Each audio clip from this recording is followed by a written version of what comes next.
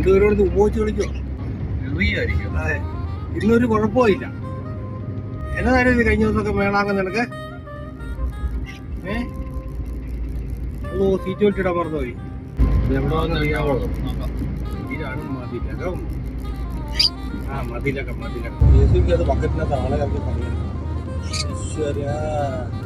എന്തൊക്കെ ടെക്നോളജി കാണണോ അല്ലേ? മക്കളെ കോഴിക്കോട്ട് പോകുന്നത് ഡോർ പണി നടക്കാം. റോഡ് പണി അവിടെ എവിടെയും പോയി ഇരുന്ന മതിയായിരിക്കും കേട്ടോ.